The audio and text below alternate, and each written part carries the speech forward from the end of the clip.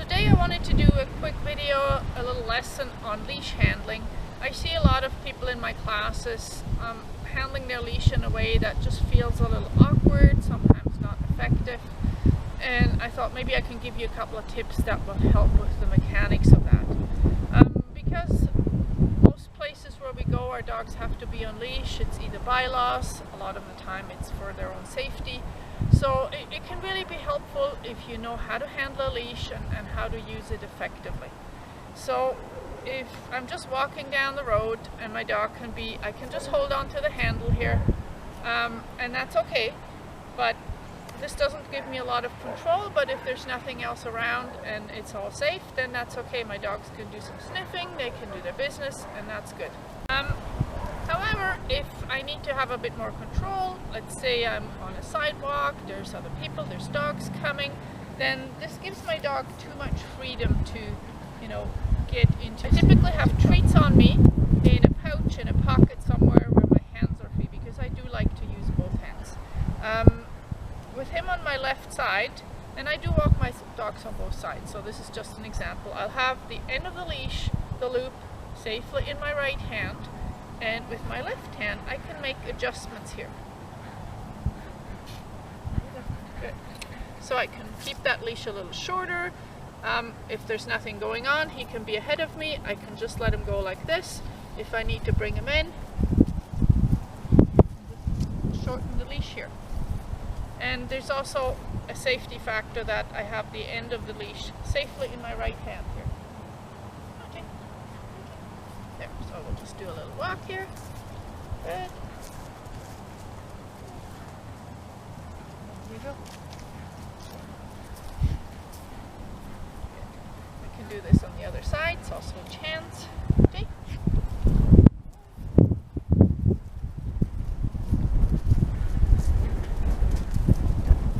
I still have slack on my leash, so it doesn't have to be tight, but I can have a little bit more control over how much freedom he has. Good boy. So the next thing we're going to look at is walking with a harness. I do like harnesses for many reasons. Again, safety is huge. I've had dogs that were able to slip out of their collars. Some of my border collies have been reactive to vehicles, so it was really important to keep them safe in some equipment where they couldn't slip out, and a harness will do that. A well-fitted harness, let's put it that way. I like a harness that has the Y shape in the front here, and this will not restrict his shoulder motion, because dogs will pull sometimes, and it's not about, the harness isn't about keeping the dog from pulling, it's a tool to keep him safe, and it can also give you some additional control features. So having the clip on the back on here actually gives the dog more freedom. They have, they have their head free, and I like a double-ended leash here. So again, if we're walking by ourselves, he's got quite a bit of freedom here to mooch around and enjoy life, and that's great.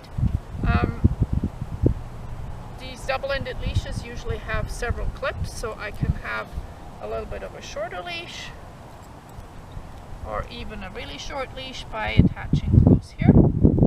So this gives me a variety of options depending on where we're walking. My preferred option, and especially with dogs that are reactive, or if they're a little bit strong, I will attach the second end on the front, and then I will walk with two hands on my leash. So this is kind of like riding a young horse two-handed versus, an older horse one-handed. So I'm just going to walk a little bit, okay?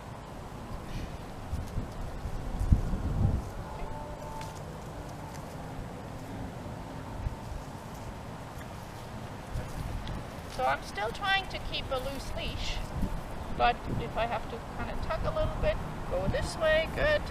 If he were to get ahead of me, okay, then I would probably put more pressure on this end here. We're also working on dogs giving to this leash pressure. Yes, good boy. Good. So this is an option I've used quite a bit with him when I did agility trials, because he does react to other dogs. Another option here is, if your harness doesn't have a front clip, you can have the second clip on the regular collar, or if you're using a head collar, then one end would be on the head collar. I never use just one leash on a head collar because again they can break, and I don't want to really put a lot of strain on the dogs when they do pull.